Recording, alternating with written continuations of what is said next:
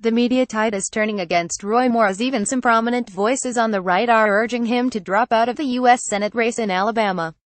Mounting allegations against the former judge have already undermined his attempts to paint himself as the victim of runaway reporting by the Washington Post. And whoever set up a robocall in Alabama from fictional Post scribe named Bernie Bernstein, offering money for dirt on Moore, is a moron. The real Post, meanwhile, reports on two more accusers describing unwanted overtures by Moore when they worked at the local mall.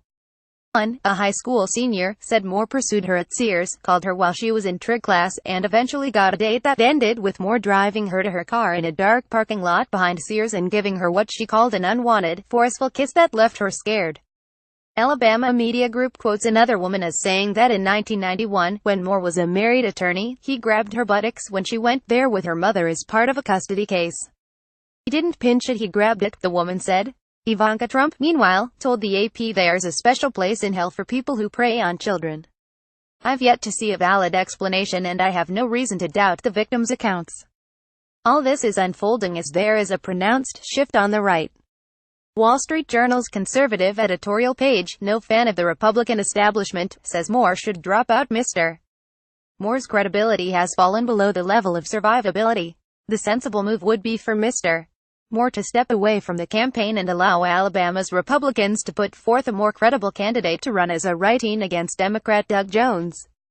And if he doesn't, and President Trump doesn't try to force him out, says the Journal, then the GOP will be better off if Mr. Moore loses. Democrats and the media will make Mr. Moore the running mate of every Republican in 2018. Sean Hannity, who had withheld judgment on Moore, and conducted the only interview with him on his radio show, is ready to jump ship. For me, the judge has 24 hours, Hannity told Fox viewers Tuesday night. He must immediately and why come up with a satisfactory explanation for your inconsistency. You must remove any doubt. If you can't do this, then Judge Moore needs to get out of this race. Hannity noted that when he asked Moore whether he had dated teenage girls, he said not generally. But the tipping point may have been the presser held by Beverly Young Nelson, who said Moore locked her in a car and newly assaulted her when she was 16. For one thing, we saw a woman on television choking back tears as she recounted what happened. But perhaps more important, Moore said he had never met Young, and yet he had signed her yearbook, at a time when he was 30, to a sweeter, more beautiful girl. I could not say Merry Christmas. Christmas 1977. Love, Roy Moore, DA. For Alabama Media Group, publisher of the Birmingham News and two other papers in the state, this is a tipping point. Roy Moore simply cannot be a U.S. Senator, an editorial declares. Even if his party and many of its adherents still think it possible, it is unthinkable for his state and his country. Proof beyond a reasonable doubt is a consideration for the courtroom, not the ballot box. And choosing our representative before the rest of the world, character matters. So what does it mean that Moore has lost most of the media, the RNC, and Mitch McConnell and Paul Ryan? No one can force Moore out of the race. He's on the ballot for the December 12th special election.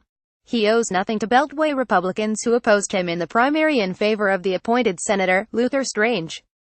He's still popular in Alabama, and the latest poll has him a few points ahead of Democrat Doug Jones. But does there come a point where so much of the media and political universe is aligned against you that it makes no sense to soldier on? Especially when McConnell is saying the Senate might refuse to seat him.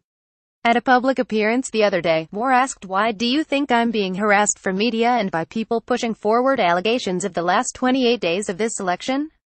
The answer is that there are inconsistencies in his account.